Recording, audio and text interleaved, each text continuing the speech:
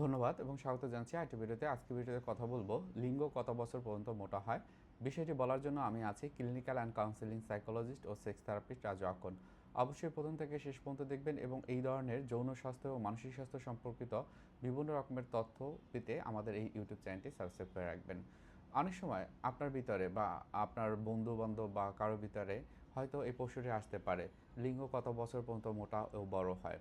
এই প্রশ্নটি অনেক সময় অনেকে লজ্জার কারণে জিজ্ঞেস করতে অথবা কোনো একটা নির্ভরযোগ্য যে একটা জায়গা যেখান থেকে তথ্যগুলো পাওয়া সম্ভব হয়তো বা বই অথবা কোনো এমন একটা প্লেস যেখানে আমরা খুব সেফ থাকি সেই জায়গাগুলো কিন্তু হয় না।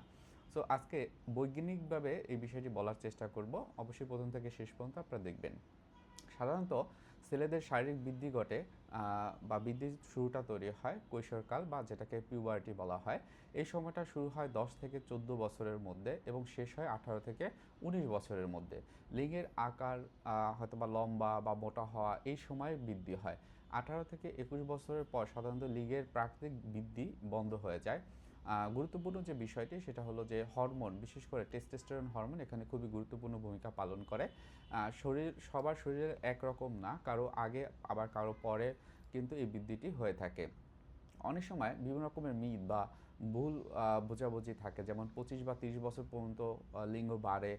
এটা একটা ভুল ধারণা। কোনো তেল, ওষুধ, ব্যায়াম প্রাকৃতিকভাবে বড় করা যায় এই ধরনের বৈজ্ঞানিক কিন্তু কোনো প্রমাণ এখন পর্যন্ত নেই। নিজের শরীরকে স্বাভাবিকভাবে গ্রহণ করাই সবথেকে গুরুত্বপূর্ণ। সন্দেহ থাকলে বিশেষজ্ঞ পরামর্শ নেওয়াটাও গুরুত্বপূর্ণ।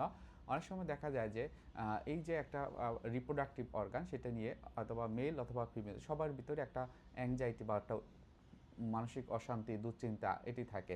মূলত এটি নিয়ে অতিরিক্ত পরিমাণে দুশ্চিন্তা না করে আপনি যদি আপনার স্বাভাবিক যে পরিস্থিতিটি সেটি বজায় রাখেন এবং আপনার কাজগুলো আপনার মতো করে করেন, একটা সময় হয়তোবা যদি কখনো কোনো সমস্যা তৈরি হয় সেক্ষেত্রে ইউরোলজিস্ট, সাইকোলজিস্ট, সাইকিয়াট্রিস্ট যারা আছেন তারা কিন্তু এই সমস্যার সমাধান করতে পারেন।